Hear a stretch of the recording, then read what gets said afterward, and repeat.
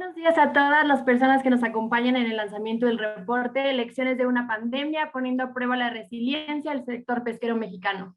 Les damos la bienvenida y les agradecemos muchísimo se hayan tomado el tiempo de acompañarnos en este evento virtual. Mi nombre es Ana Paula Sandoval y colaboro en ETO Laboratorio de Políticas Públicas, una de las organizaciones que junto con Environmental Defense Fund de México e Impacto Colectivo por la Pesca y Acuacultura Mexicanas, hemos trabajado arduo y apasionadamente en este reporte. Quiero presentarles a Cristina Villanueva, la directora de Alianzas Estratégicas de EDF, y a Gabriela Anaya, coordinadora del equipo de soporte de impacto colectivo. Con ellas estuvimos trabajando de manera muy coordinada en la realización de este reporte. El día de hoy buscamos compartir con ustedes, nuestra audiencia, una probadita de todas las voces que componen el reporte y escuchar de ellos las reflexiones del impacto tras un año de pandemia en el sector pesquero mexicano. Ahora les platico cómo estará la dinámica. Primero, Cris les presentará el reporte y algunas de las lecciones que aprendimos.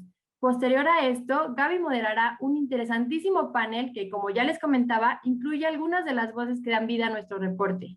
En un tercer momento, se resolverán las dudas que ustedes hayan lanzado respecto al documento y también aquellas dirigidas a nuestros panelistas, por lo que los invitamos a que realicen todas las preguntas por Zoom o Facebook.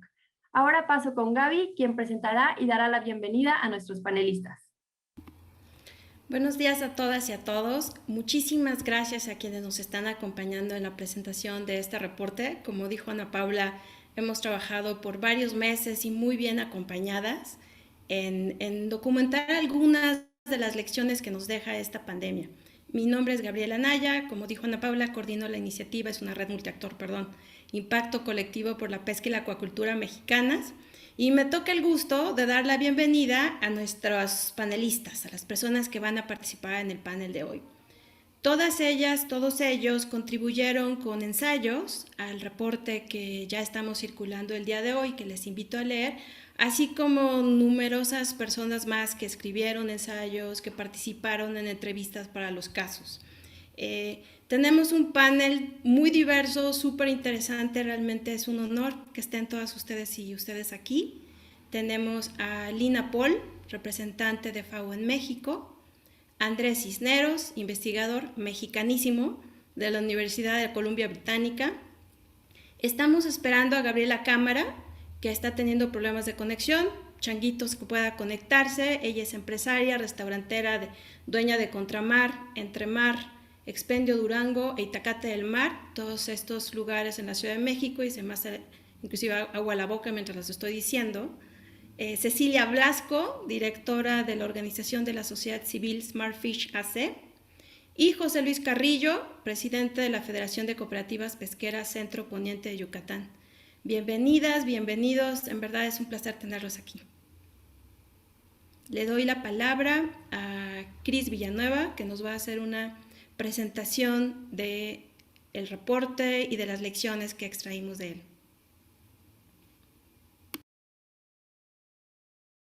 Muchas gracias, Gaby. Vamos a presentar, a proyectar la presentación con apoyo de Oscar. Perfecto. Bueno, quisiera empezar también dando los buenos días a todas y todos los que nos acompañan en este lanzamiento. Pero antes de entrarle a la explicación de lo que es el reporte, quería tomarme un momento para expresar nuestro agradecimiento a todas las personas que contribuyeron a la elaboración de este reporte, porque es importante compartir con ustedes que este fue un esfuerzo colectivo y que sin las contribuciones de todas estas personas el reporte nunca hubiera sido posible. Así es que muchas gracias. El objetivo de mi presentación es compartir con ustedes un poco de dónde surge la idea del reporte, cómo lo elaboramos, cómo está estructurado, para quién lo hicimos y con qué finalidad. Y al final voy a compartir dos de las lecciones que considero son importantes para empezar la conversación. Bueno, pues Seguramente todos los que estamos conectados sabemos dónde estábamos cuando la OMS anunció la declaración de la pandemia por COVID-19. Y yo recuerdo que de las primeras acciones que tomé fue básicamente llamar a las personas del sector pesquero con quienes yo me siento más cercana, un poco también para entender, pues, cómo le estaban pasando, qué es lo que estaba pasando en campo. Y fue muy interesante porque escuché una diversidad importante de historias, ¿no? Pero hubo una en particular que me llamó mucho la atención. Una cooperativa en el noroeste del país pudo suspender todas sus operaciones por las restricciones de sana distancia y aún así seguir pagando salarios porque tenían un fondo de emergencia y esta es la parte que me impactó. Fue un fondo de emergencia que crearon a partir del sismo de 2017 en la Ciudad de México, cuando vieron interrumpida la compra de sus productos. A mí me pareció un ejemplo increíble de aprendizaje y resiliencia, y platicando esta historia con Etos de Impacto Colectivo por la Pesca y Acuacultura Mexicanas, encontramos una oportunidad de colaboración súper interesante para documentar y contar todas estas historias que estaban ocurriendo en la pesca. Y es así como nació Lecciones de una pandemia, poniendo a prueba la resiliencia del sector pesquero mexicano. Ahora, esta idea original de documentar las historias fue evolucionando poco a poco y hoy Lecciones de una pandemia es un reporte digital que reúne no solo estas historias, sino también una serie de reflexiones que provienen de voces muy diversas, de la pesca, la academia, la sociedad civil organizada y el sector empresarial. Nuestro trabajo como organizaciones coordinadoras consistió en identificar pues una lista muy amplia de personas que representaran diversidad geográfica, de género, de pesquerías y de actividades, así como historias que estaban ocurriendo desde el mar hasta la mesa de los restaurantes para reflejar una visión integral de los retos que trajo la pandemia y también pues las posibles vías para aumentar la capacidad de respuesta del sector pesquero. Entonces, el año pasado invitamos a estas personas a escribir ensayos cortos y con el apoyo de una periodista también documentamos estas historias que identificamos que valía la pena contar. Nuestro objetivo con el reporte es invitar a una reflexión, compartir ideas y poner información a disposición de las y los actores relacionados con la pesca que contribuya a que estemos mejor preparados para enfrentar futuros desafíos, incluyendo los que se deriven del cambio climático, que sabemos que es una de las amenazas más importantes. También buscamos motivar mucho a los medios de comunicación, que espero que nos estén acompañando hoy, para que observen y ayuden a visibilizar este sistema alimentario que depende del mar y por supuesto las vidas de quienes viven de la pesca, ¿no? Esto es importante porque la pesca generalmente no es tan visible en el diálogo público y necesitamos que lo sea. El reporte está dirigido no solo al sector pesquero, también está dirigida a los y los actores de este sistema alimentario y, como mencioné, a los medios, porque aunque sabemos que los gobiernos juegan un rol fundamental en las respuestas ante crisis de gran magnitud, también es fundamental las acciones que nosotros tomamos y esperamos que pues este reporte pueda inspirar acciones. A ver, el reporte, entonces les comentaba, está compuesto por 16 ensayos y 8 casos o historias. Conforme los fuimos leyendo y analizando, determinamos que podían básicamente dividirse en 4 categorías: sistemas alimentarios, sostenibilidad, dimensión social y dimensión económica. Las secciones de sistemas alimentarios y sostenibilidad contienen solamente ensayos, mientras que las secciones de dimensión social y dimensión económica pues contienen tanto ensayos como casos. Gabriela Naya y yo trabajamos en un ensayo integrador, el cual abre el reporte y es una reflexión que destila 2 lecciones de las diversas contribuciones que conforman el reporte que nosotras identificamos. Ahora, la idea es que las personas que lean el reporte puedan identificar sus propias lecciones y, si pueden y quieren, que las compartan, y las compartan en redes sociales, en conversaciones o donde quieran. Yo voy a compartir ahora con ustedes 2 de las lecciones que personalmente me parecen muy importantes. La primera es la lección 1 del reporte. Y es una lección que surge en las reflexiones de la sección de sistemas alimentarios, pero tiene particular énfasis en las contribuciones de una organización que se llama The Hunger Project México y por supuesto de la FAO. La lección dice así, espérenme porque no me veo muy bien. Es necesario fortalecer un sistema alimentario justo, resiliente y sostenible en el país. La pesca debe ser parte de este diálogo y de la agenda política que se requiere al respecto.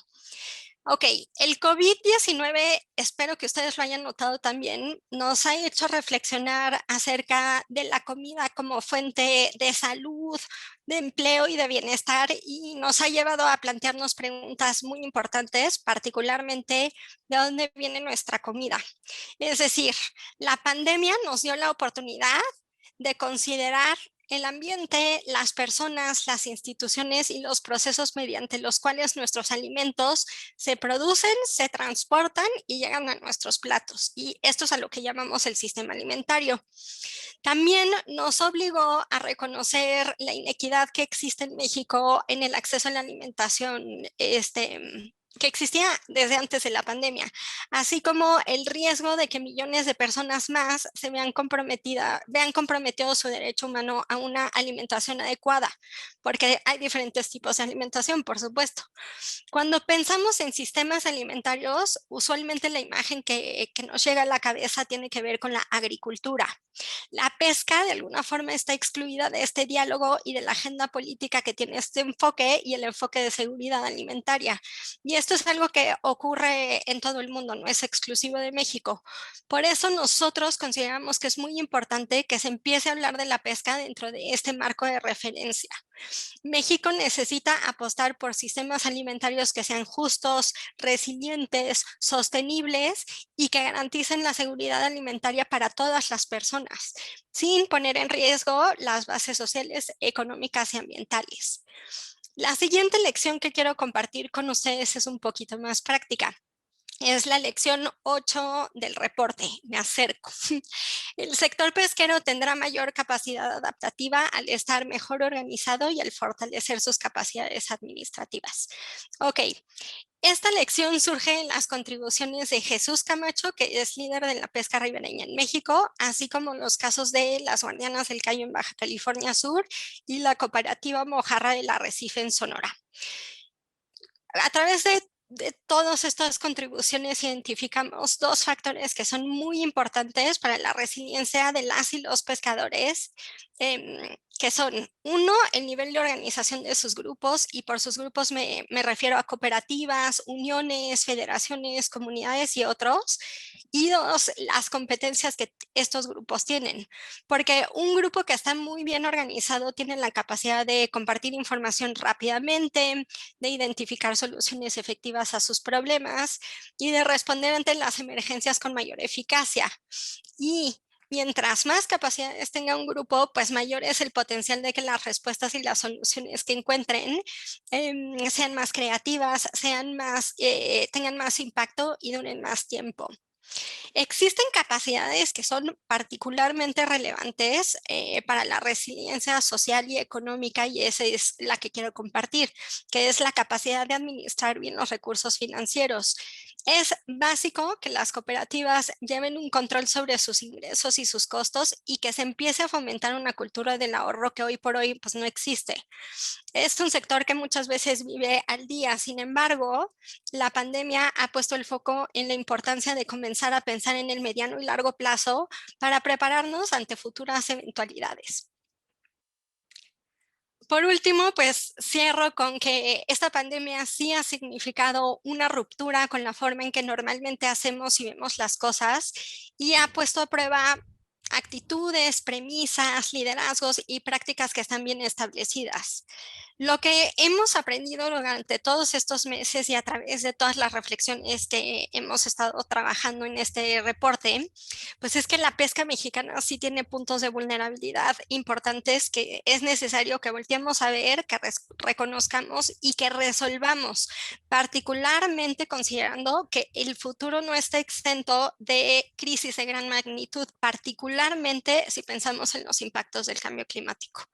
Por ello, este reporte es una invitación para hacer una pausa, una reflexión y ampliar las conversaciones que hemos tenido respecto a lo que hemos vivido este último año e identificar cómo podemos fortalecer la capacidad adaptativa del sector desde el propio sector.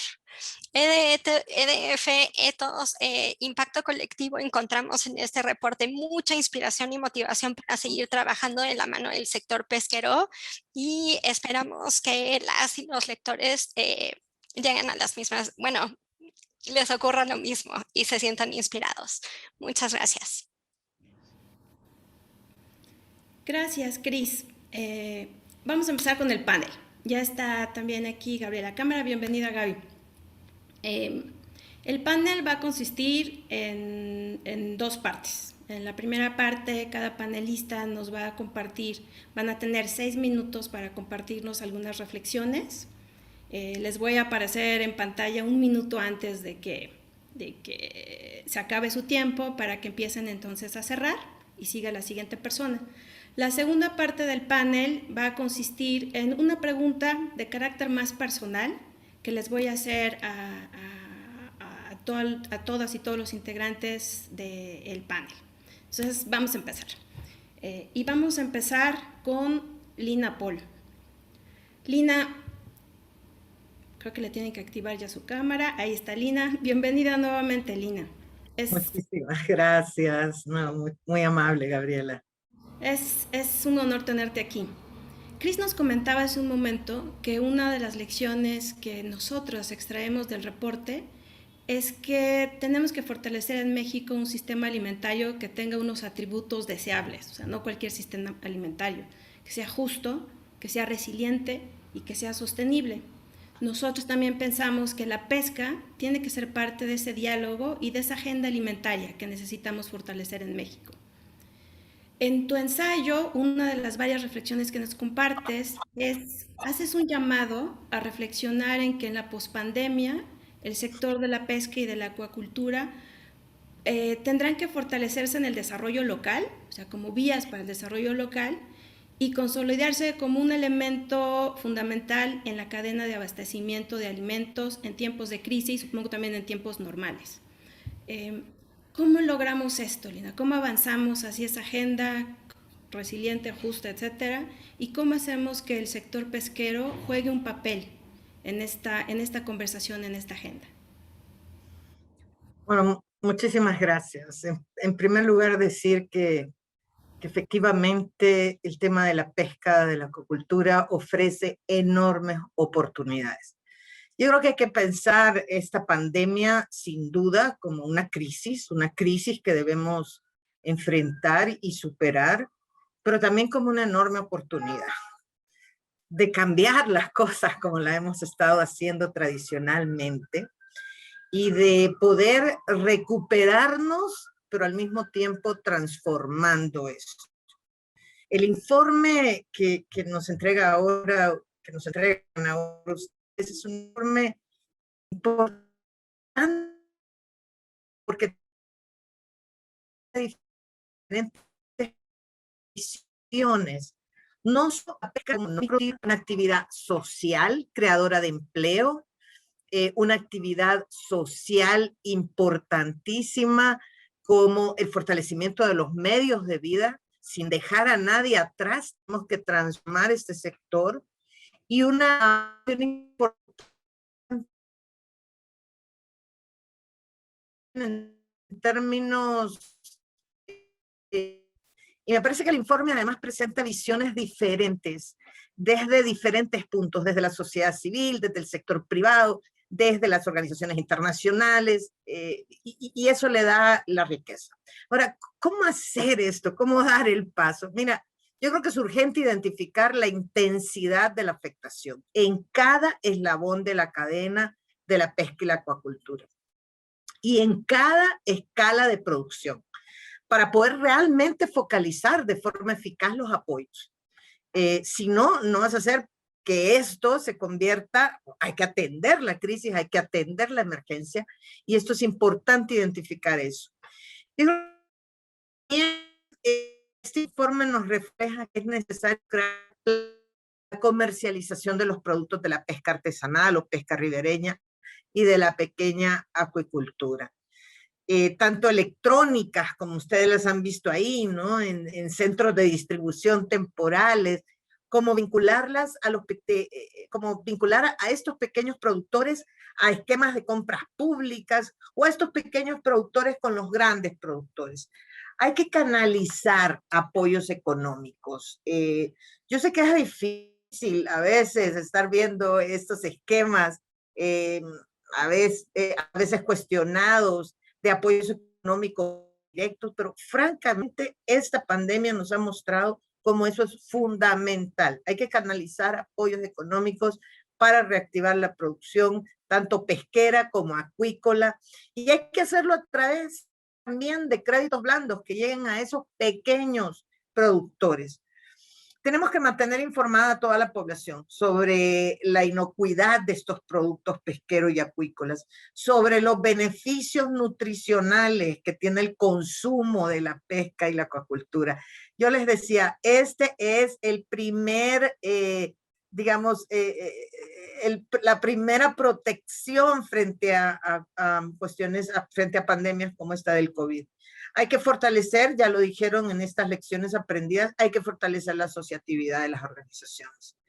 O sea, no es lo mismo, aquí juntos somos mejores y hay que generar economías de escala y de acceso al mercado y, por supuesto, promover la solidaridad de las organizaciones de productores pesqueras y acuícolas, que son muy importantes con las comunidades de su entorno, porque es que tienen que estar ubicados dentro de este entorno, incluso a banco de alimentos, a poblaciones más vulnerables todavía.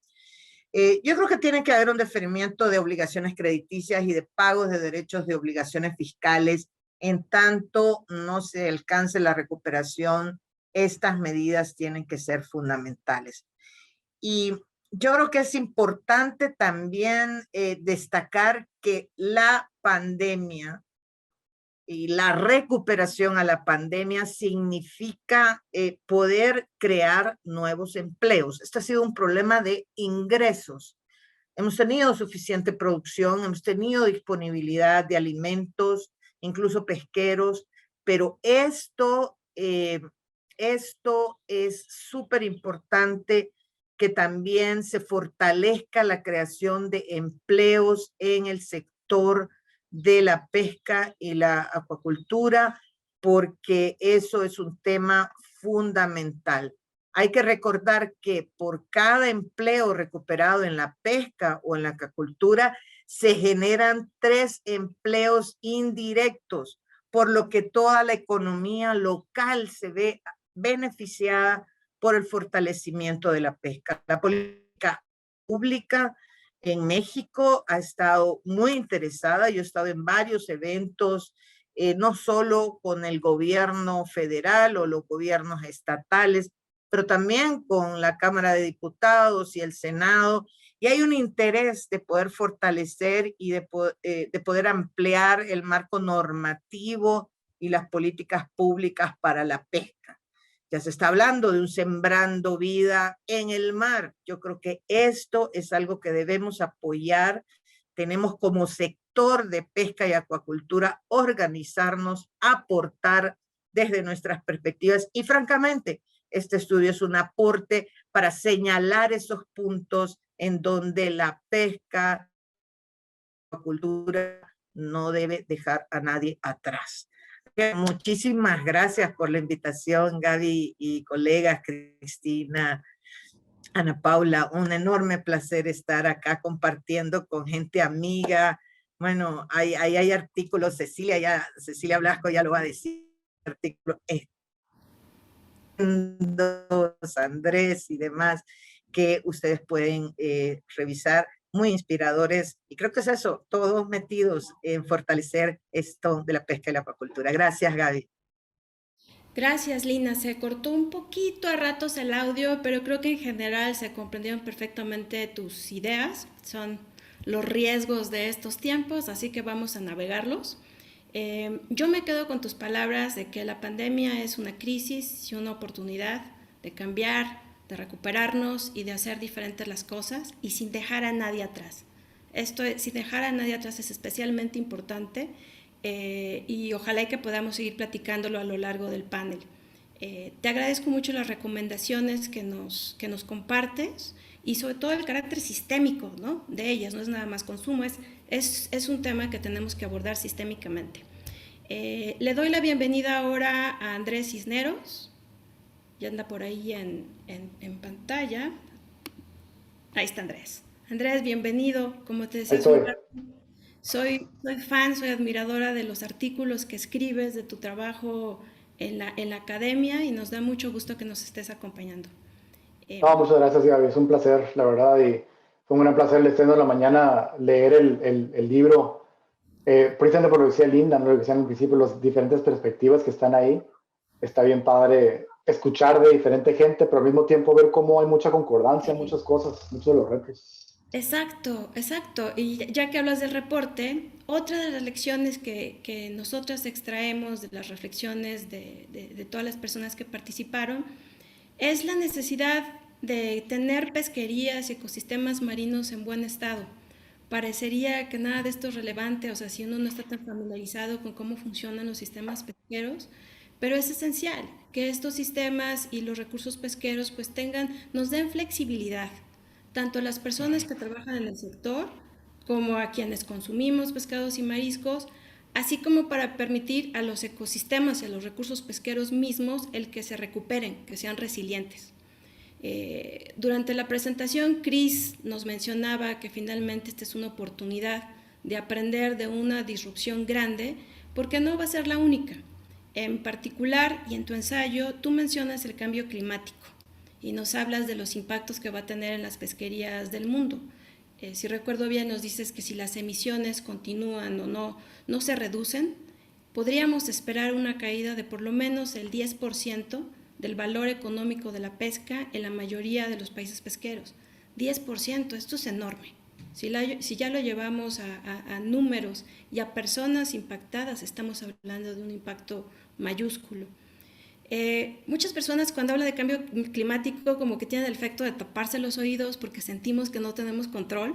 Nos gustaría no taparnos aquí los oídos y platicar contigo, invitarte a compartir tus reflexiones de qué tipo de medidas necesitamos entonces para reducir esos impactos. ¿Estamos a tiempo? ¿Qué podemos hacer para dotar de esa resiliencia a los ecosistemas y a los recursos pesqueros? Te escuchamos. Gracias, Gaby. Yo también a veces me tapo los oídos, a eso me dedico. Pues mira, eso no sé qué tanto sea necesario hablar más de los impactos del cambio climático. Creo que es algo que muchos ya estamos oyendo y es parte de nuestro, pues de lo de cada día, ¿no? O sea, tormentas, sequías, o heladas en algunas partes. Es más que obvio y hay toda la evidencia científica para mostrar que los humanos hemos causado estos cambios completamente sin precedentes, ¿no? Y cuando hablamos de sin precedentes no nos referimos a los últimos 100 o 200 años, ¿no? Estamos hablando de miles y miles de años que no se habían visto este tipo de condiciones climáticas. Una de las, en materia de la pesca, lo que para mí siempre la manera de ponerlo en forma muy concreta es en la pesca la gente está acostumbradamente vive en el mar, vive del mar y está está completamente en sintonía con su entorno, ¿no?, incluyendo el clima.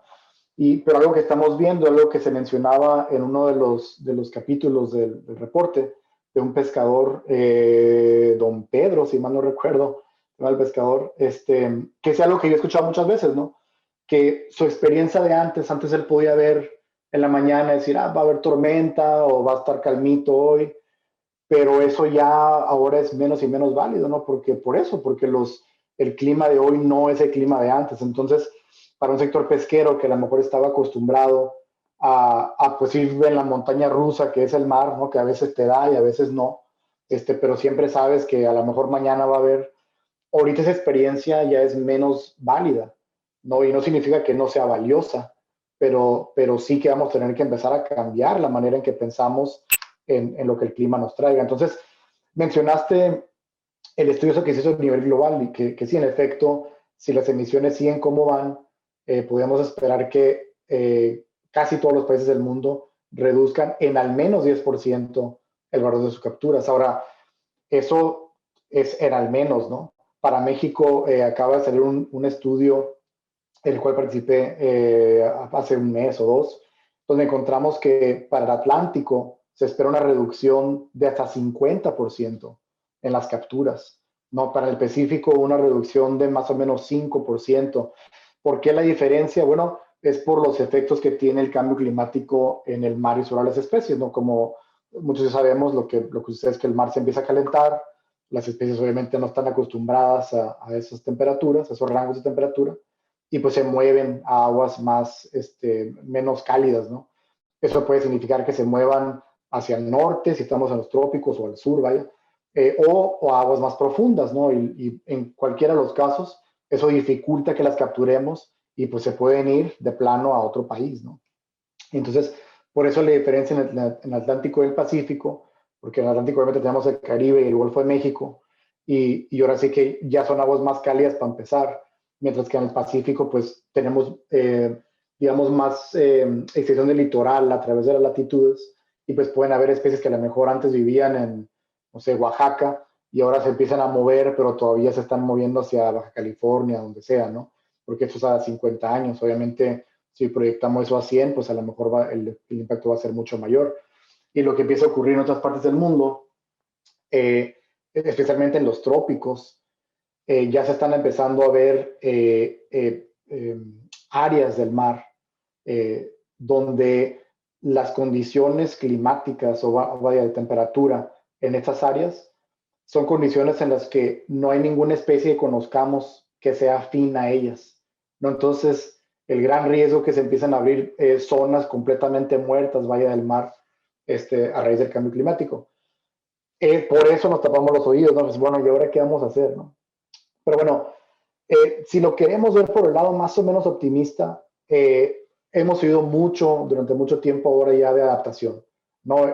La onda de reducir las emisiones, que es mitigación, eso tiene que pasar a escala global, ¿no? Obviamente México no es de los países que más emiten, aunque bien es cierto, podríamos invertir más en energías renovables o energías que no tengan tantas emisiones.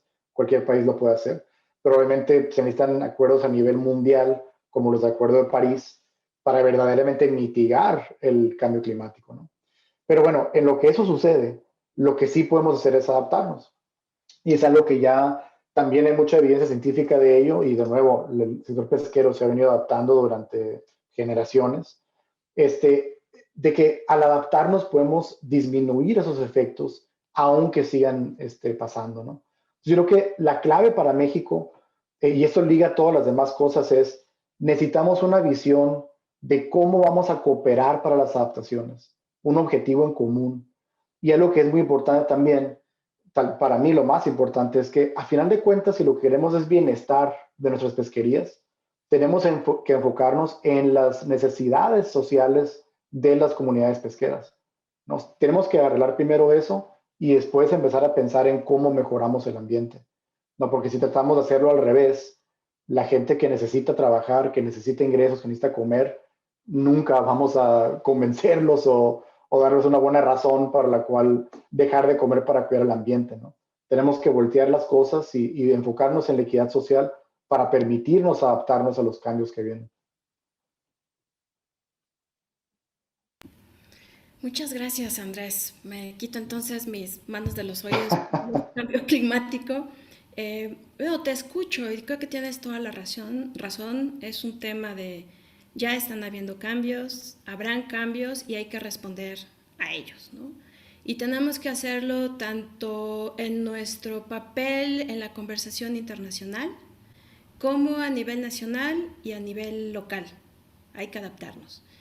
Y me encanta lo que dices. La clave es tener una visión acerca de cómo vamos a responder a esto, y no nada más a nivel individual, desde el papel del gobierno, desde el papel del propio sector, sino cómo cooperamos para adaptarnos a estos cambios que sencillamente van a estar aquí, algunos de ellos en una escala que no podemos ignorar, y que hay que poner una especial atención al tema social.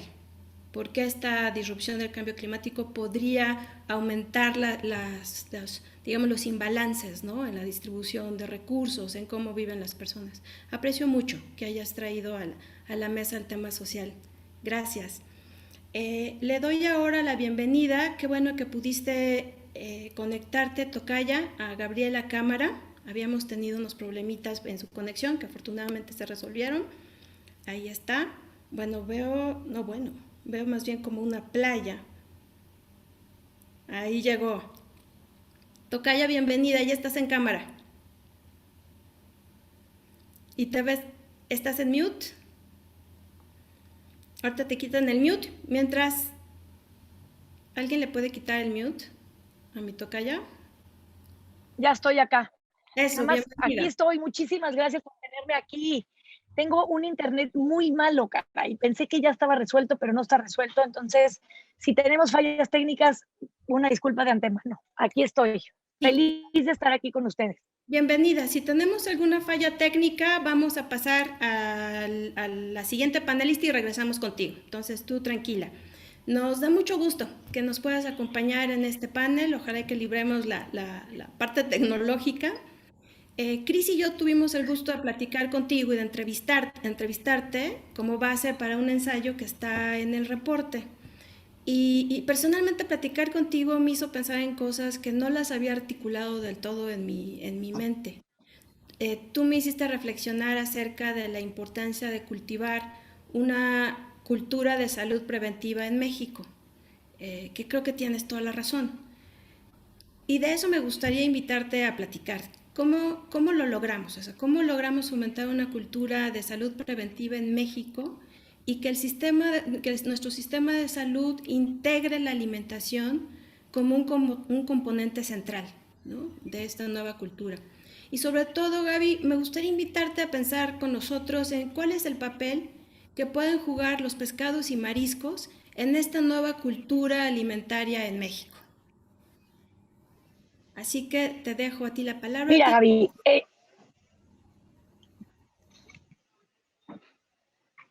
adelante. Gracias, tocaya. Bueno, pues sí, efectivamente esa conversación que tuvimos fue muy, además de muy linda, fue muy importante, porque creo que estamos tocando puntos que son fundamentales y que justamente es una de las lecciones de la pandemia, ¿no? O sea, la salud tiene muchísimo que ver con la alimentación, muchísimo que ver con, o sea, yo creo que un Estado que pueda proveer información y realmente alimentación, no solamente información sobre la alimentación, pero una alimentación efectivamente más preventiva, digamos, en términos de salud, o más que tenga a una población más sana.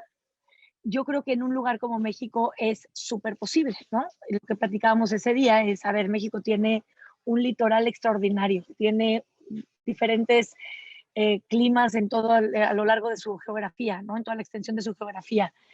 Tenemos una abundancia en recursos que realmente, pues sí, o sea, sabemos, ha sido explotada durante siglos por lo abundante que ha quedado claro que tenemos que cuidar los recursos porque así como el ecosistema nos lo pide, los cuerpos nos lo piden, la salud nos lo pide, y creo que estamos en un momento en el que se puede hacer mucho. A ver, yo sé que este gobierno pues es muy pues por decirlo de alguna manera leve, pues es muy, no sé, es que no sé cómo, no me quiero meter en camisas de 11 varas, pero bueno, es muy polémico, ¿no? Por decirlo de una manera así tranquilita.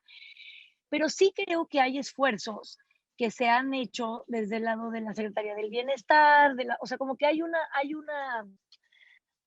plan que me encantaría que se realizara con buen término, que es este plan de trabajar con una integración de las secretarías de Agricultura, de Salud, de Educación, del Medio Ambiente y de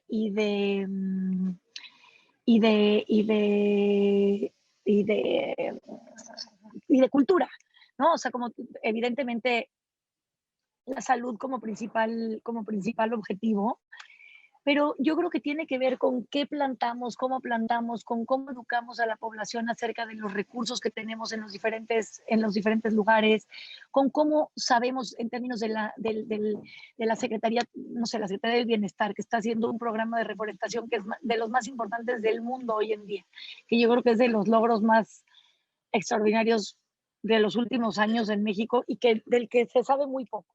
Pero, por ejemplo, una iniciativa de ese tamaño que está reforestando, que está resarciendo los suelos y así, se debe de vincular también a esfuerzos en el campo de la pesca, ¿no? O sea, en el campo de, a ver, cómo se están cultivando las especies, cómo son estas granjas de camarón, de jaiba, de langosta, de diferentes variedades de pescado, o bueno, de peces. Me parece que no es que nos quedemos en manos del gobierno y nos quedemos tranquilos esperando que nos cuiden, pero sí creo que hay que aprovechar las oportunidades que tenemos ahorita de hacer estos esfuerzos en conjunto. Y yo creo que en México se han podido hacer siempre programas con el gobierno de diferentes maneras. O sea, tú tienes muchísima más experiencia en esto, yo creo que todos nosotros, y muchas de las personas que están aquí escuchando nos saben de cómo funcionan estos esfuerzos, de los retos que hay con estos esfuerzos. Pero sí pienso yo que estamos en un momento en el que tenemos estas iniciativas en conjunto, porque las cosas sí están graves para la mayor parte de la población, ¿no? O sea, sí tenemos una alimentación que está de veras muy carente de elementos benéficos. Tenemos de los mayores índices de consumo, por ejemplo, de refrescos en el mundo, ¿no? O sea, el consumo de Coca-Cola en los estados más pobres de México, como Chiapas, como Tabasco, es enorme. Creo que Chiapas tiene el índice más alto. Creo que hay un promedio de 3 litros de Coca-Cola al día por persona o algo así, que me parece una atrocidad.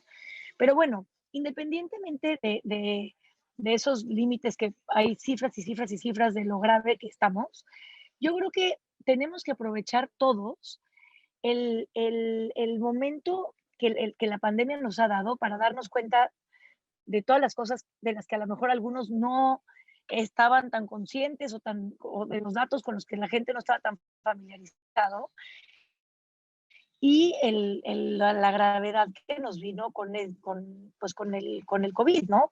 Con realmente estar ante una pandemia, ante un virus del que pues no la libras si no estás sanísimo, y ni siquiera así estás con ninguna garantía de librarlo.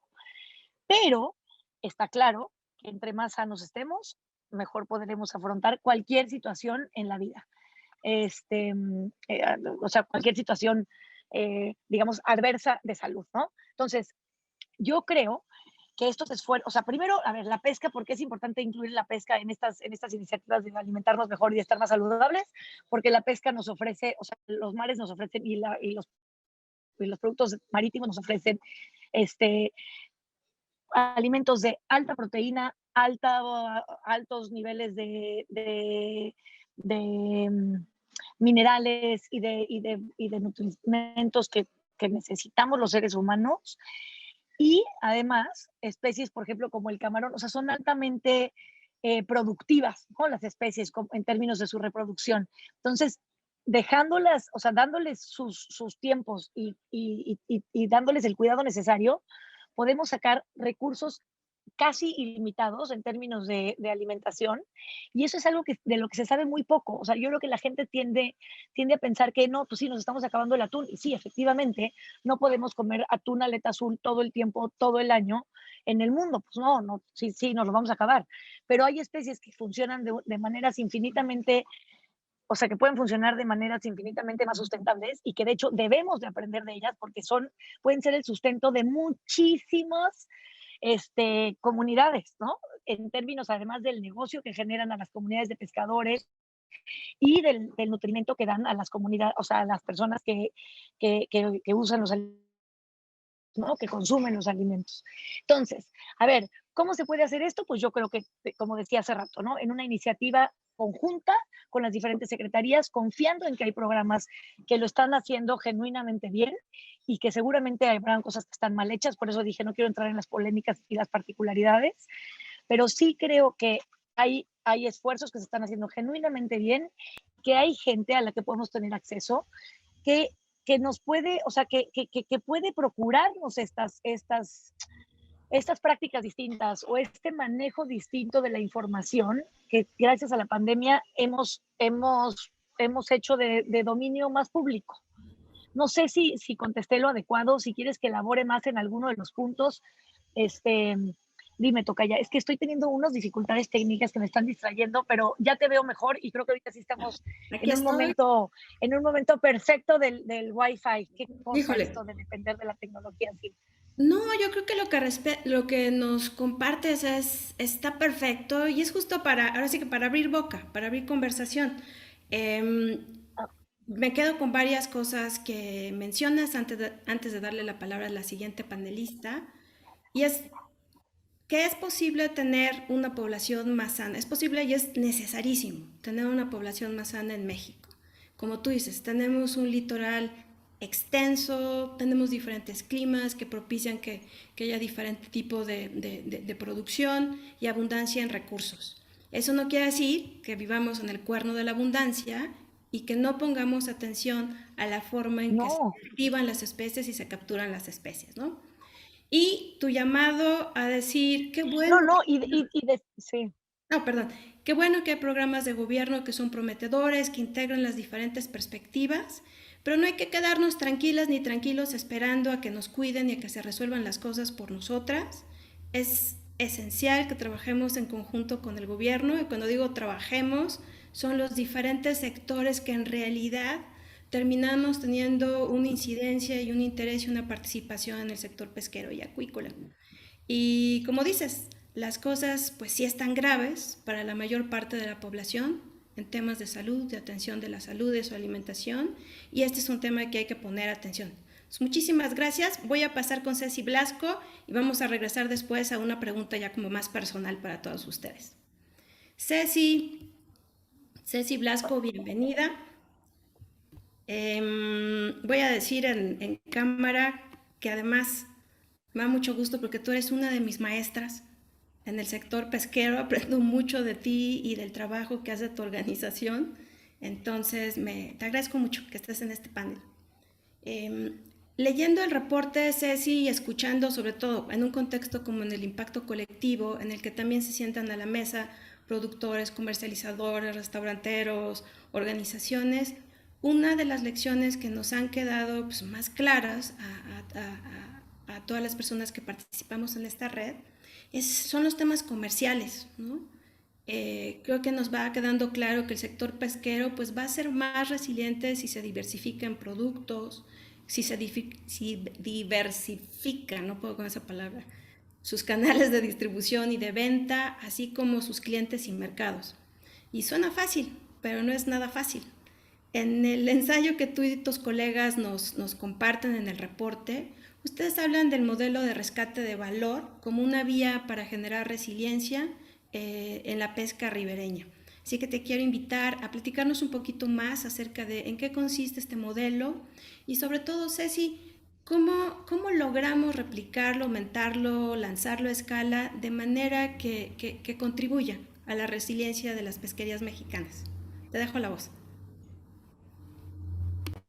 Ay, pues muchísimas gracias por la invitación, gracias también al equipo de EDF y de ETUS por tenerme aquí. La verdad es un honor estar con estos panelistas tan ilustres.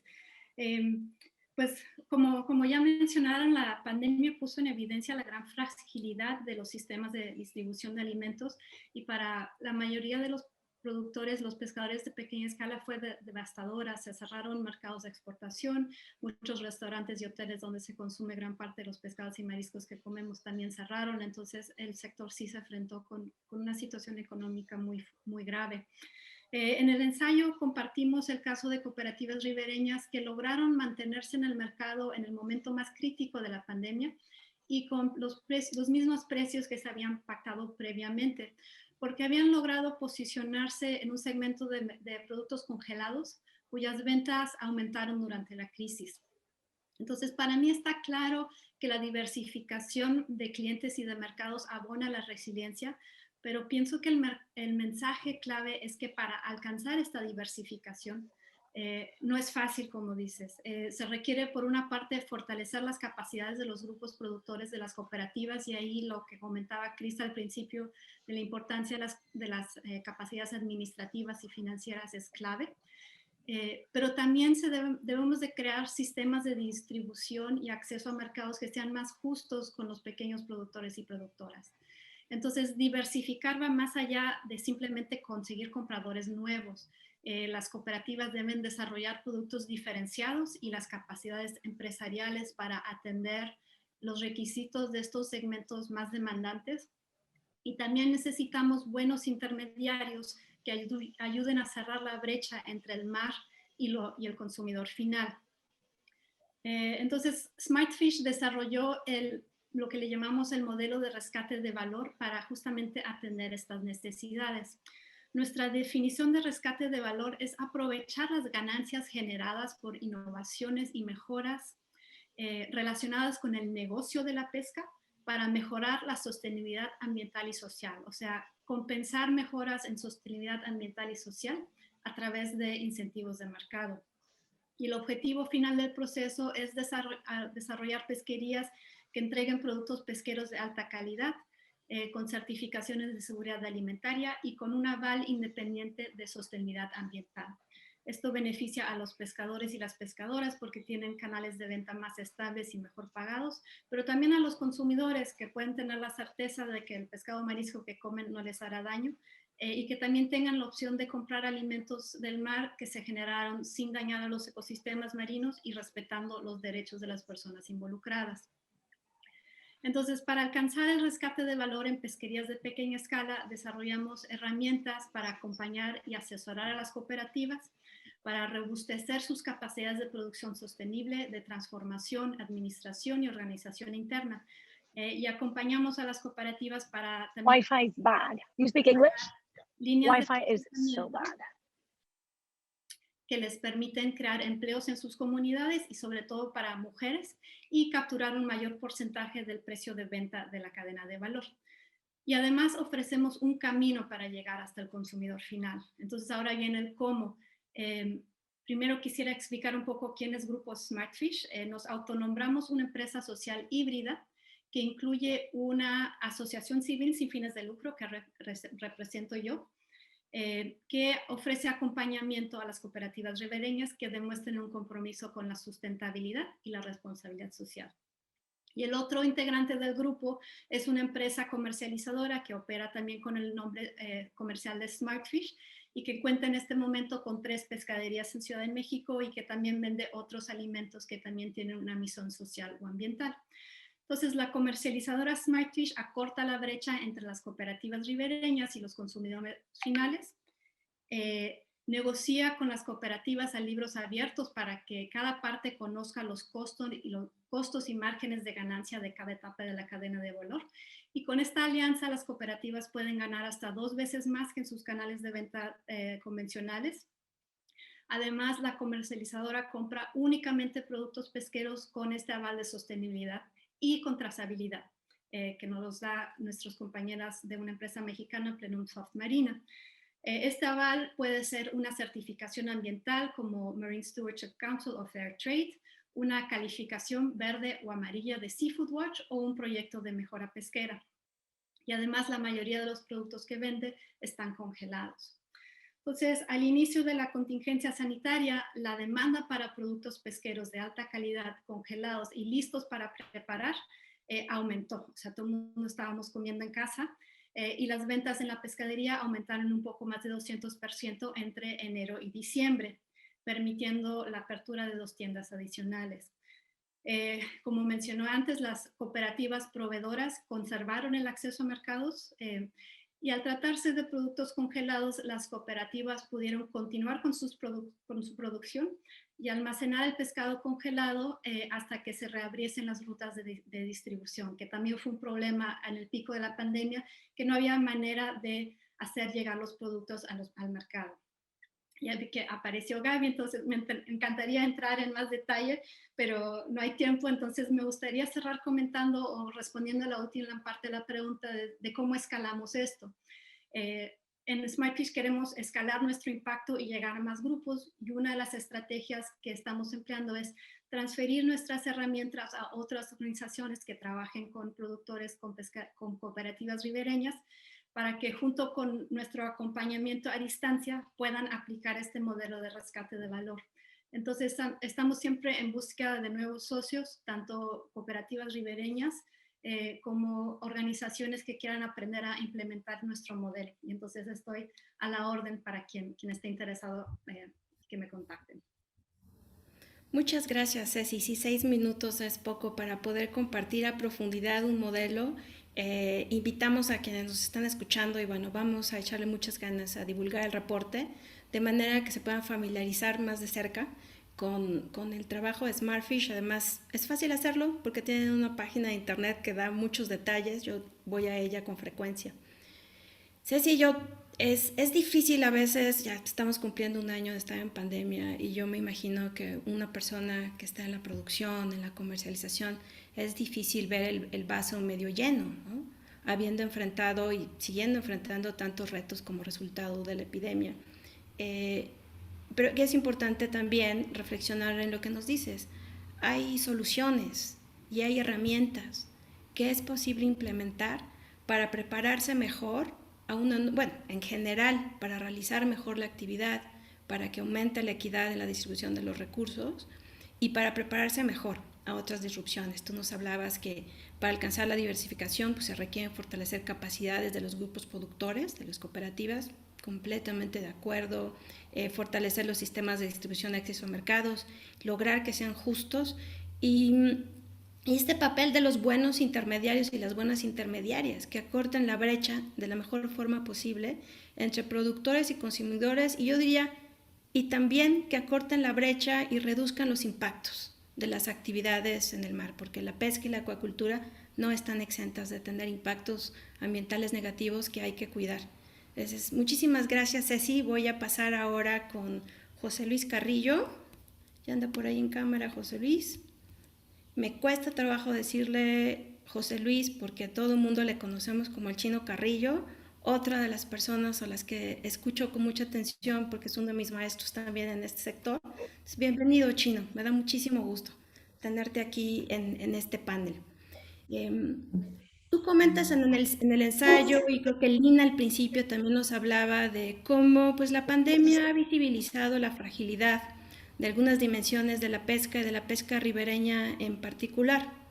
Tú en tu ensayo nos hablas de varias cosas, nos hablas de temas de comercialización y financiamiento, también, y nos dices algo que creo que hace eco a lo que mencionaba Gabriela Cámara. Hablas de la importancia de crear espacios de participación social en los que ciudadanía y gobierno colaboremos en plantear estrategias que ayuden a mitigar estos impactos y a estar mejor preparadas, a tener una mejor pesca con mayor bienestar y equidad en México. A veces, esta es mi experiencia en varios sectores, espero no ofender a nadie que nos esté escuchando, a veces nos enfocamos, cuando hay problemas nos enfocamos a decir lo mal o bien que lo hizo el gobierno, ¿no? En la respuesta. Y sí, el gobierno tiene un papel central en la atención de circunstancias como la que hemos estado viviendo. Pero a ti me gustaría preguntarte, ¿qué puede hacer también el sector? ¿Qué puede hacer el propio sector para estar mejor preparados, para mejorar la manera en que pescamos y para contribuir a la seguridad alimentaria finalmente de México? Una pregunta chiquita, Chino. Me encantaría conocer. Muchas gracias. Con toda confianza, Chino, para todo el mundo. Quisiera primero agradecer la invitación y agradecer poder compartir con gente tan interesante y tan preparada en el tema de la adaptación al cambio climático. Pero fíjate que yo quisiera hacer un poquito de historia, aunque nada más tenga 6 minutos. Y como diría el compositor y cantante mexicano muy famoso de los 70s, Cornelio Reina, nos caímos de la nube en que andábamos. Realmente el golpe fue fuerte, algunos sobrevivimos, el toque de queda en todos los aspectos de la vida, incluyendo el del pescador, en su actividad pesquera. Fue ahí, dejamos de pescar realmente mucho tiempo. Y algunos gobiernos, y la gran mayoría de los gobiernos, yo creo que todos, nos inducieron a un coma del que muchos no han regresado. Algunos se quedaron allí y otros tantos no han regresado. Ese golpe fue muy fuerte. Tardamos tiempo en reaccionar y cuando reaccionamos nos dimos cuenta que no estábamos preparados para este tipo de contingencia, que no estábamos preparados para nada, mejor dicho, el cambio climático, el tema de sustentabilidad. Andábamos muy ligeros y la pandemia nos hizo reaccionar tan fuerte cuando vemos que el pescador únicamente salía para subsistir. Pescaba, vendía en la comunidad, consumía para él mismo y en ocasiones regalaba el producto a la misma comunidad. Fue una de las principales fortalezas que yo aprecié. El tema de la seguridad alimentaria lo estábamos cumpliendo de manera muy, muy pequeña, pero lo estábamos cumpliendo y donde debe de iniciar, en las comunidades pesqueras. También empecé a ver que la actividad es noble, la actividad de la pesca es noble, los recursos son muy nobles. El tiempo no se detiene. Los que se detuvieron fuimos nosotros. El contexto continuó, los peces, el calentamiento global, todo el mundo. Los únicos que trabajamos con el tiempo de manera subjetiva somos los humanos y por eso siempre los impactos son más fuertes, ¿no? Para nosotros que andamos corriendo para ganarle al tiempo. Nos dimos cuenta que no teníamos como productores una infraestructura, una estructura para enfrentar contingencias de todo tipo. No había fondos de ahorro, no había financiamientos. Nos dimos cuenta que cuando tocamos puertas de gobierno, tampoco habían escenarios de participación y los que había no funcionaban para hacer un trabajo en conjunto, para trabajar y planear y al menos tomar decisiones que aminoraran el impacto de la contingencia sanitaria.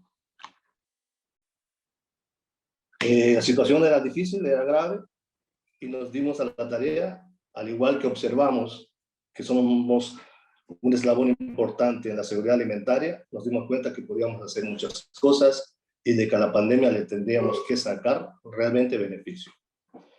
Me hiciste dos preguntas en concreto. Una, el tema del financiamiento y la comercialización, y el otro, los escenarios de participación social. En los dos primeros, quiero decirte que es importante que nosotros aprendamos a vender. Cuando sucede la pandemia, nos dimos cuenta que los compradores dejaron de ir a comprarnos. ¿Y sabes por qué? Porque nosotros no vendemos, nos vienen a comprar. ¿Por qué? Porque andábamos alguien por ahí mencionó una montaña rusa, andábamos en la cúspide y pues nos venían a comprar nuestras langostas, nos venían a comprar nuestros pulpos, nuestras almejas, nuestros pescados y andábamos muy cómodos, la verdad. Y nos dimos cuenta que tenemos que manejar estrategias de comercialización importantes. Cuando tristemente vemos que México tiene un consumo per cápita de 13 kilogramos en comparación de los países asiáticos, Japón anda cerca de los 70, China cerca de los 40, España creo que anda ahí por los 30, bueno, estadísticas que pueden ser que cambien en uno o dos números. Creo que ante la pandemia tuvimos la oportunidad de empezar a conquistar un poco el mercado nacional, con estrategias muy particulares, con estrategias que se dieron en las comunidades, desde llevar el producto a la casa, desde pregonar de voz en voz ese producto, ¿no? Yo creo que tenemos que empezar a aprender a vender, tenemos que buscar un esquema de sociedad con nuestros anteriores clientes, ya no una relación de productor y cliente, sino una relación de socios comerciales, como debiera ser, ¿no? Que la gente que venga a comprarnos invierta, y es una estrategia que depende absolutamente de los productores. Ahí necesitamos poco al gobierno, ¿no? Y sobre todo un gobierno que en este contexto que lo estamos viviendo es un gobierno que hace las cosas muy diferentes a gobiernos anteriores. ¿Qué nos corresponde a nosotros como productores? Que ese cliente que cuando la pandemia medio se ha calmado, va a empezar a buscar a los productores responsables. Y si nosotros no tenemos ese grado de responsabilidad, realmente no vamos a ocupar esos espacios. Me queda poco tiempo. Los escenarios de participación social son importantísimos. Yo creo que tenemos que estar ahí, tenemos que exigir los consejos estatales, los consejos municipales, los comités consultivos de las diferentes pesquerías. Y concluyo con lo siguiente ya, porque el tiempo ya creo que lo tengo encima. No comparto mucho la idea de la adaptación. Las alternativas son cuando tiramos la toalla. Invertimos mucho más dinero y esfuerzo en recoger la basura que no en tirarla. Yo creo que hay que agotar toda la parte preventiva y luego sí acudir al plan B, que es la adaptación ante el cambio climático y ante estos eventos que hemos tenido como la contingencia sanitaria. Muchas gracias. Muchas gracias, Chino. Yo me apellido Reina, así que cualquiera que cita a Cornelio Reina, ya, hace sentido conmigo. Nos dices que nos caímos o se cayó el sector de la nube en que andaba y de repente yo me imagino, yo no soy productora, que el golpe ha sido duro, ¿no? Coincido contigo, hay que seguir trabajando tú hablas de conquistar el mercado nacional, eso requiere también que consumidores seamos conscientes del valor de los productos acuáticos y que entremos a consumirlos, no cualquier producto, porque por ahí hay también productos que no necesariamente reflejan estas metas de legalidad, sostenibilidad y equidad. Y me quedo con tus reflexiones en que no es decir, es oportuno considerar la parte de la adaptación, pero aún no estamos a tiempo y es esencial agotar, o sea, entrarle a fondo a la parte preventiva. ¿Cómo vamos a evitar que ante otra disrupción como esta, el sector pesquero y acuícola regresen a tener una situación de crisis como la que hemos enfrentado? Creo que esa es una reflexión muy relevante y con la que nos quedamos entonces todas y todos en la mente. Gracias. Voy a invitar ahora a todas y a todos nuestros panelistas, creo que les van a activar sus videos en un momento, a pasar a la segunda parte de este panel y les quiero pedir, les pido un esfuerzo de hacerlo y responderlo muy brevemente para tener tiempo de preguntas y respuestas al final de la sesión de presentación del reporte. Y hacerlo desde una perspectiva completamente personal. Quítense, por favor, sus sombreros de directora de organización, de académico estrella, de líder pesquero, de representante de la FAO en México, de restaurantera, como personas interesadas en el sector pesquero y acuícola. Y de manera muy breve, me encantaría que nos compartan con qué lección se quedan ustedes. Es decir, tras un año de pandemia, todavía estamos un poco en medio de la crisis económica, ya parece que vamos saliendo de la salud.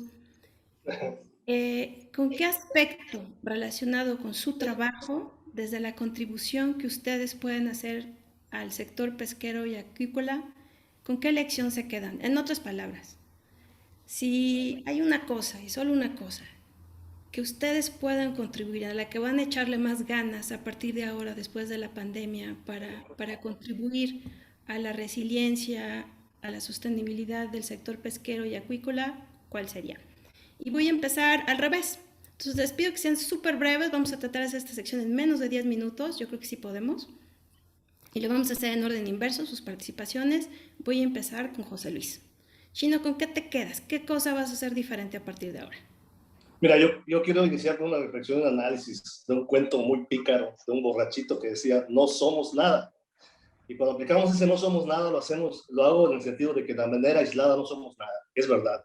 Pero creo que si hacemos alianzas, coordinamos esfuerzos, generamos los espacios de participación, creo que podemos ser una fuerza muy importante en la actividad pesquera y podemos tratar cualquier tema de sustentabilidad, de adaptación, de prevención, y cualquier otro al que enfrentemos. La pandemia me ha enseñado a que tengo que prepararme cada día más, que tengo que tener, espacios en donde realmente podamos convocarnos todos y poder dialogar y poder traer resultados colectivos. Es la mejor enseñanza que me ha dado Y yo creo que lo que tenemos que iniciar es por el orden, por la organización. Si no estamos ordenados, si no estamos organizados como productores, poco le podemos exigir a la autoridad. Con eso concluyo. Muchas gracias, Chino. Ceci, ¿con qué lección personal te quedas tú en tu trabajo después de estos meses? Pues estoy 100% de acuerdo sobre la necesidad de colaborar. Yo me quedo con un sentido de urgencia muy fuerte, o sea, tenemos que abordar esto ya, o sea, no es algo que puede esperar. También siento que debe haber más colaboración entre los diferentes sectores, o sea, el sector privado, las empresas, todas las empresas que compran, procesan, venden productos pesqueros deben participar en las soluciones a estos problemas. El gobierno también y pues los consumidores con sus decisiones de compra. Gracias, Ceci. Tocaya, Gaby Cámara, tras la pandemia, ¿con qué aspecto relacionado con la pesca sientes un compromiso especial?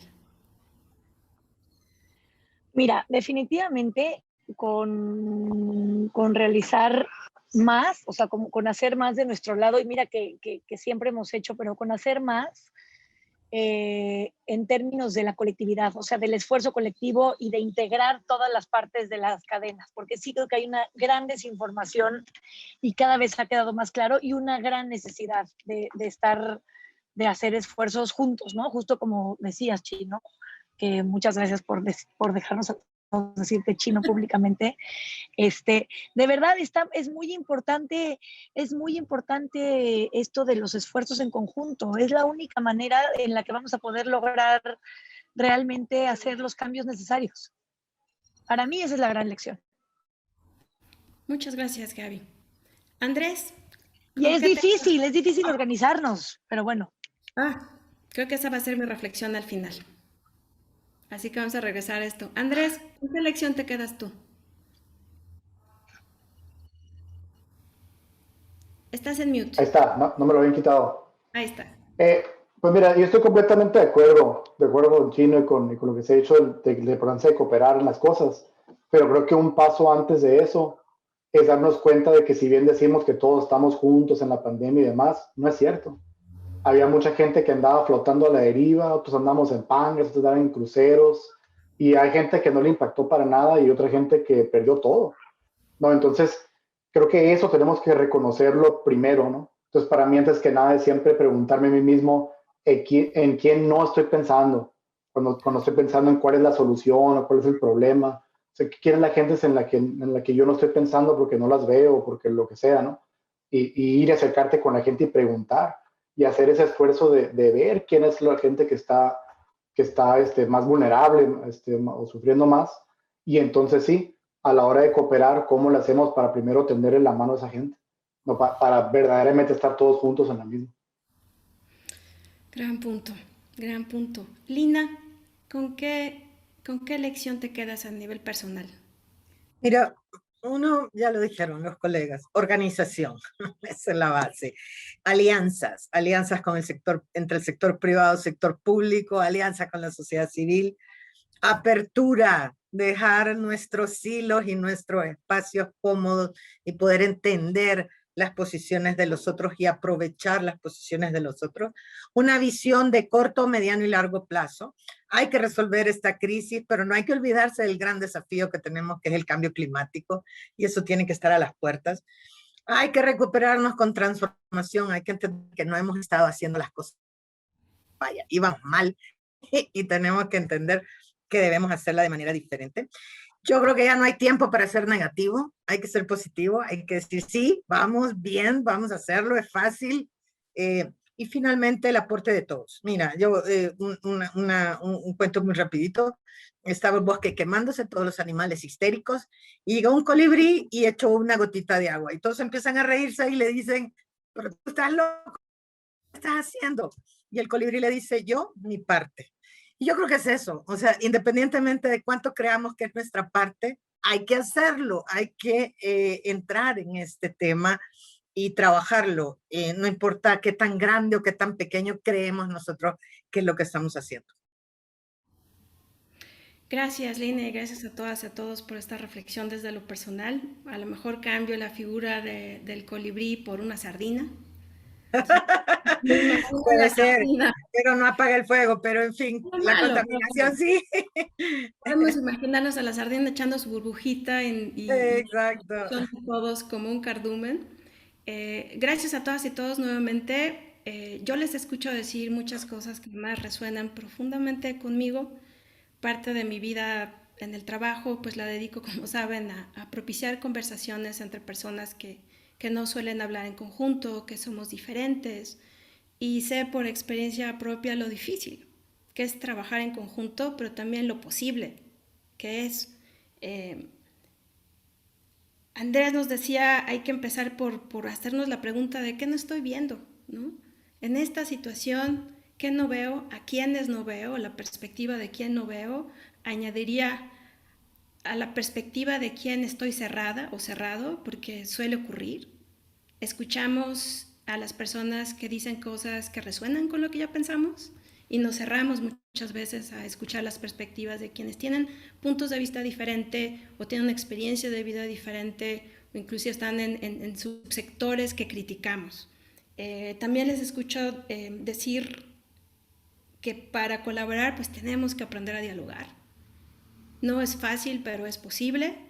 Hay que crear estos espacios de los que hablaba el chino, la importancia de la organización, de las alianzas, de la apertura, trabajar con otras y otros, no solamente con el gobierno, que hemos hablado ya en diferentes momentos del panel, sino también con otras partes del sector, nuestro propio sector, con las personas diferentes, y que hay que entrarle con un pensamiento de posibilidad, coincido con Lina, sin negar los efectos negativos, el tamaño de los problemas, pero entrarle con la sensación de que es posible hacer algo al respecto, porque no solamente tenemos que salir de esta fortalecidos, sino que tenemos que enfrentar otras disrupciones mejor preparados, que no nos volvamos a caer de la nube de la que hablaba Cornelio Reina y el chino. Entonces, con esto le doy las gracias a nuestros panelistas. Me parece que vamos a pasar a la sección de preguntas y respuestas. Así que me imagino que le dejo la palabra ahora a Cris, que va a responder las preguntas acerca, perdón, nótese que estoy tomando mi tiempo, que va a responder las preguntas acerca del reporte y después vamos a regresar a responder preguntas de quienes nos están acompañando para las y los panelistas. Muchas gracias, Gaby, y muchas gracias a todos los panelistas por sus reflexiones. La verdad, súper interesante estar aquí. A todas las personas que están preguntando dónde pueden conseguir el reporte les va a llegar a todos los que están registrados en este webinario. Las personas que nos están viendo por Facebook, en la página de Ethos y en la página de EDF, al final de esta transmisión lo podrán encontrar. Vamos a compartir con ustedes en nuestras redes sociales el vínculo para que lo puedan descargar y me parece que en los próximos días también se va a encontrar en la página de Impacto Colectivo, entonces estén pendientes también de nuestras redes sociales para que consigan el vínculo.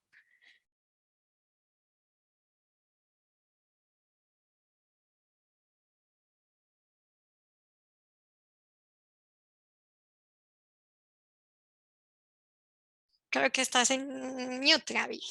Sí, disculpen, es que tengo muchas cosas abiertas. Gracias, Cris. Gaby, ¿eras tú? ¿Ibas a comentar algo?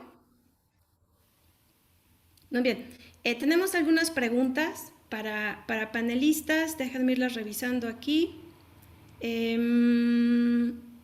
Andrés, hay una pregunta específicamente, creo que tú la podrías responder. Nos preguntan, ¿cómo vencer la tentación de esperar que se acabe la pandemia para regresar al estatus antes de la pandemia? ¿Cómo logramos vencer esta visión de corto plazo? ¿Qué piensas tú? Buenísima pregunta. Yo creo que creo que lo más importante ahorita, pero creo que es algo que alguien más mencionaba, no sé si eras tú, Chino, que lo mencionó, es que nunca nos hemos preocupado por las crisis antes de que pasen.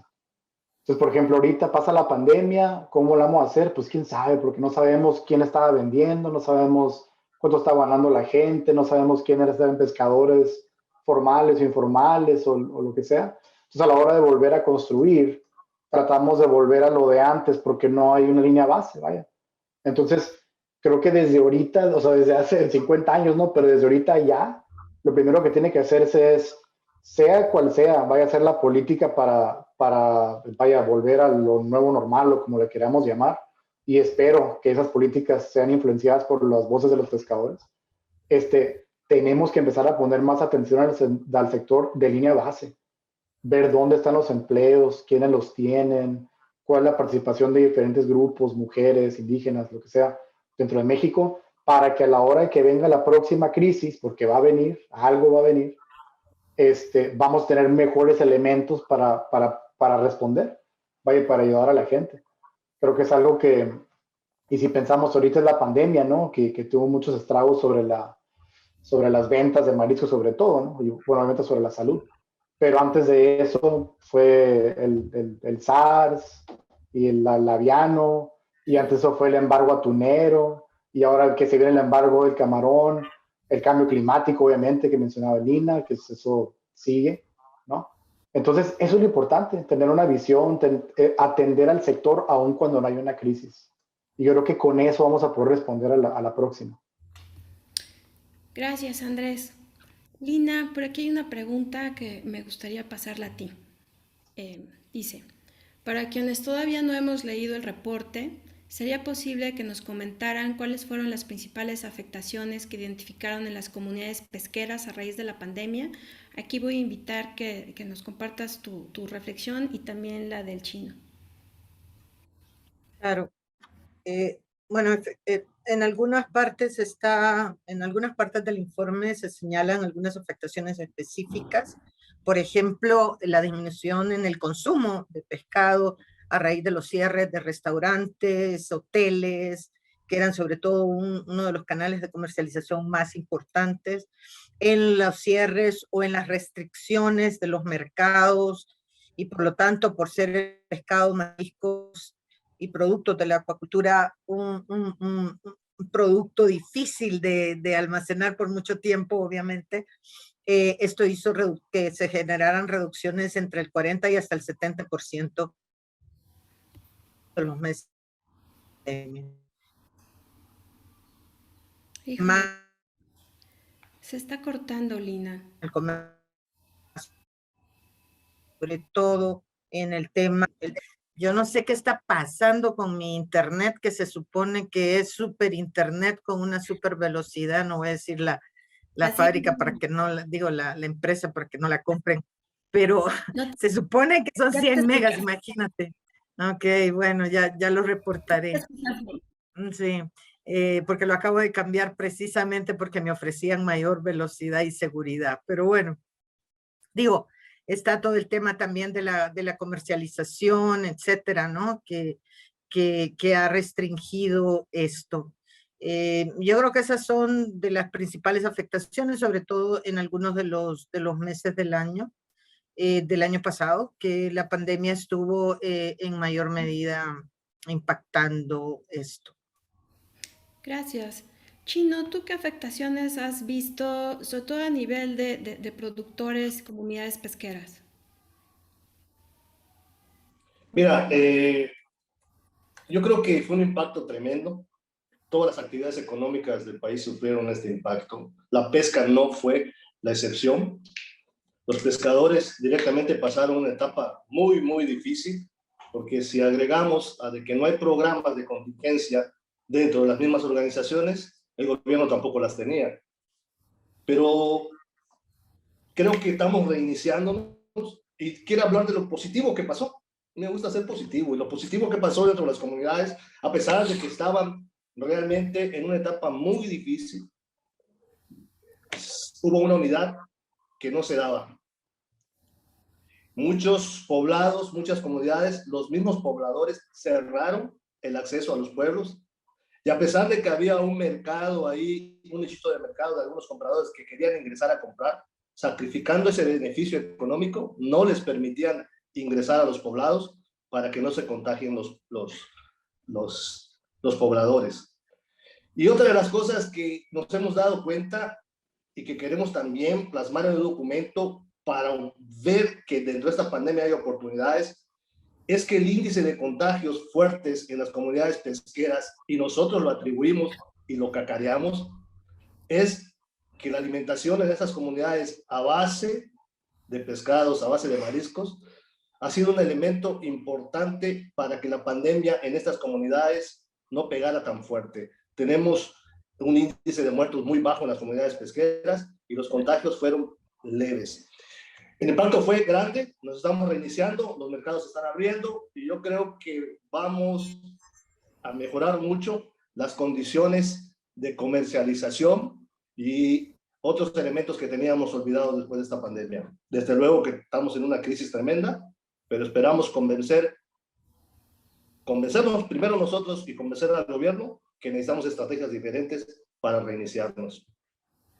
Muchas gracias, José Luis. La verdad es que nos quedan 3 minutos para cerrar esta presentación. Entonces voy a mencionar 2 preguntas, una para Gaby Cámara, otra para Ceci. Les pido, si pueden, por favor, responder en menos de 1 minuto para poder cerrar a tiempo.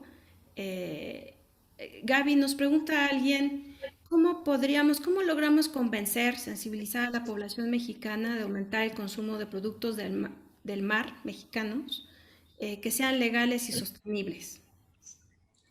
Esa es la pregunta para Gaby. Y para Ceci... Haciéndolo más accesible. Por favor, adelante.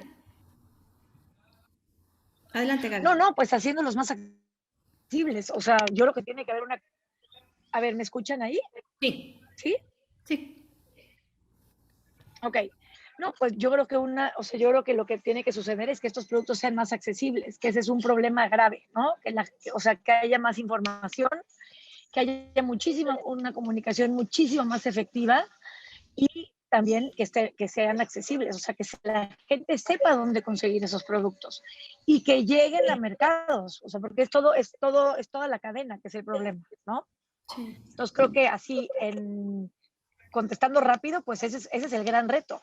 La organización y la distribución, o sea, la distribución, digamos, con información, ¿no? Completamente. Que luego hay cosas que la gente no se entera, luego no hay lo que productores se quedan en sus establecimientos o en sus plantas, en sus cooperativas. O sea, como que hay un gran problema de comunicación y de organización, es lo que yo veo, que ese es lo que tenemos que atender y ese es el reto, ¿no?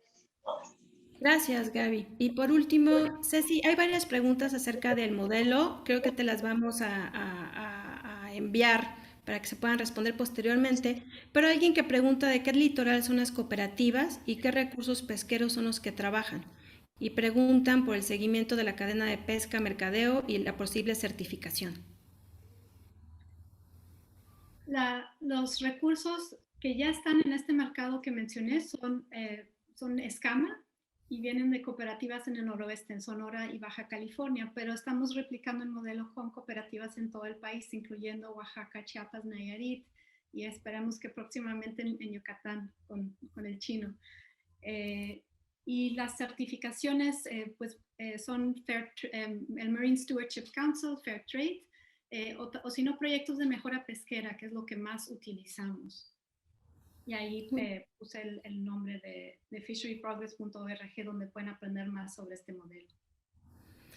Muchas gracias, Ceci, y muchas gracias nuevamente a todas y a todos nuestros panelistas. Me quedo con nuevas lecciones después de esta reflexión y espero que quienes nos están acompañando hayan escuchado y salido también con sus propias preguntas y que se queden con ganas de leer el reporte, que tiene muchas más reflexiones y de índole muy diversa.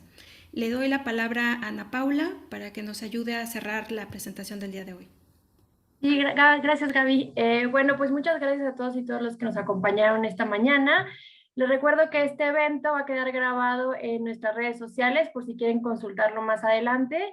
Y bueno, pues agradecemos mucho también a nuestros panelistas que sin duda nutrieron esta conversación y pues esperamos vernos pronto y trabajar por nuestros sistemas alimentarios. Gracias a todas. y a todos. Gracias, cuídense mucho.